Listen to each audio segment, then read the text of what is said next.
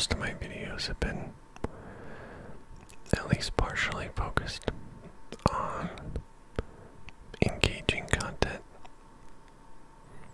stuff that people want to see.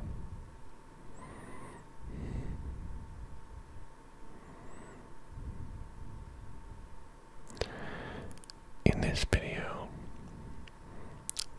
I'm going to try something that's more focused on sleep.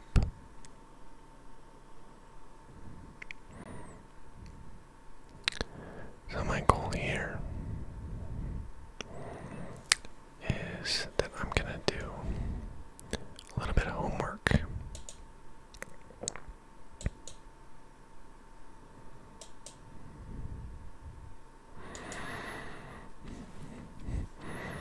And I'm going to bring you along for the ride.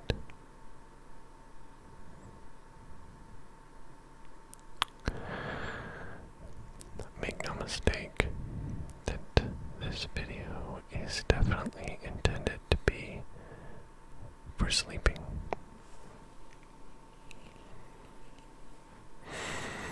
I even lit a candle here.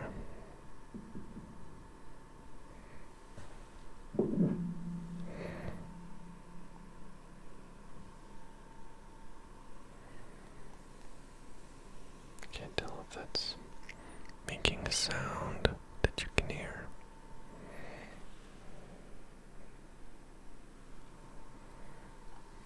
But either way,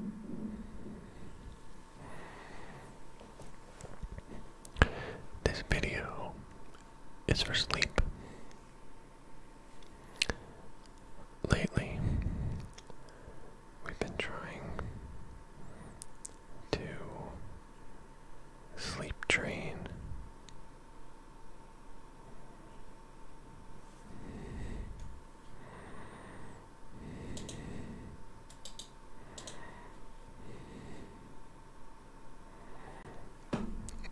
our youngest kid, my youngest daughter.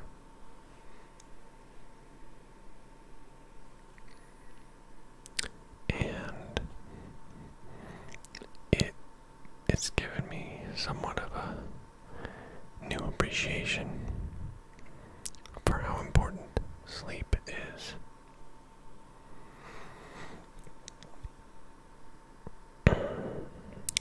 So this is an expression of that.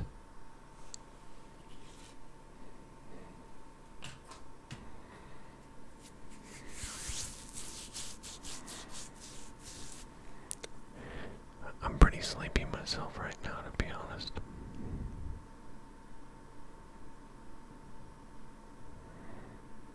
Anyway,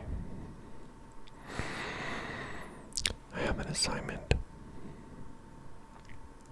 I've got this 46-page book chapter that I have to read, and then I need to do a write-up on it. And yeah, it's pretty long.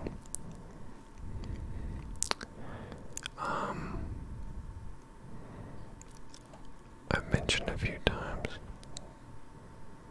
that I'm a student in a master's program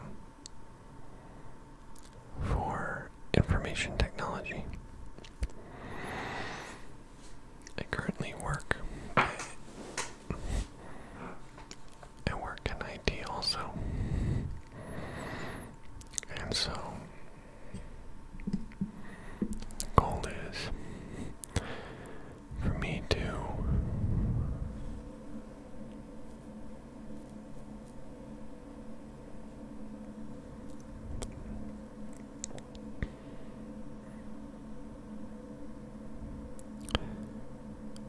supplement my current position with the knowledge to get to the next level, I guess would be one way to say it.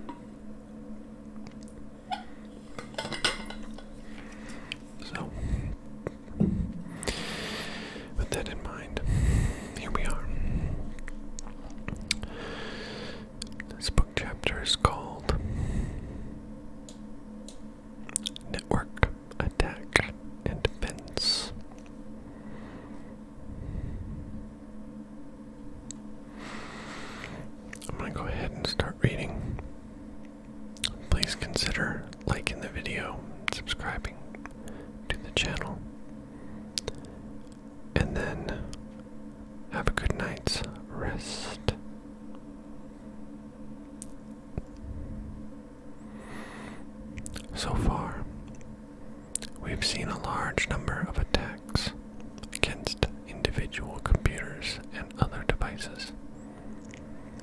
But attacks increasingly depend on connectivity. Consider the following examples. An office worker clicks on an attachment in email, infects her PC with malware, compromises other machines in her office by snooping passwords that travel across the LAN. The reason she clicked on the attachment is that the email came from her mother. The malware had infected her mother's machine, sent out a copy of the recent email with itself attached to everyone in Mom's address book.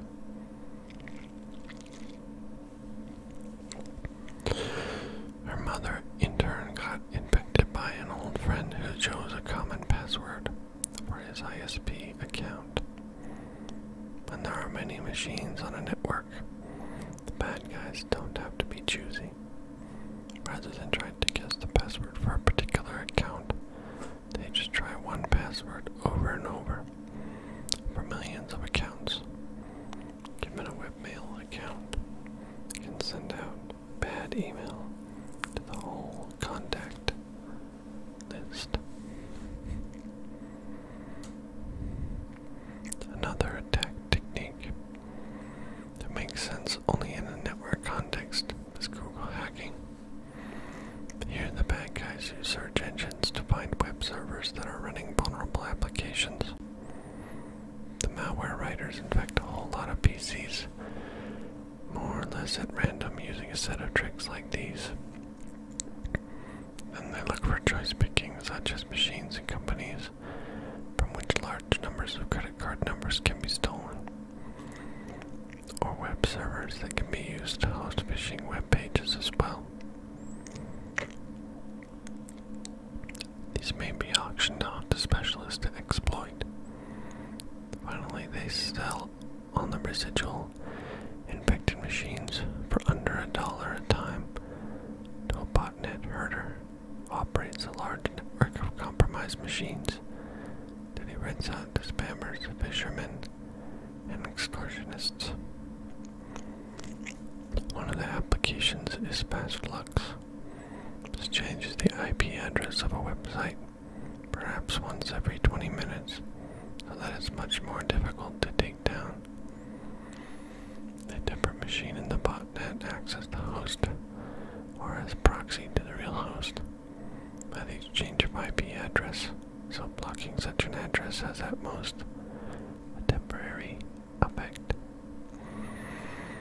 FastFlux hosting is used by the better phishing gangs for their bogus bank websites.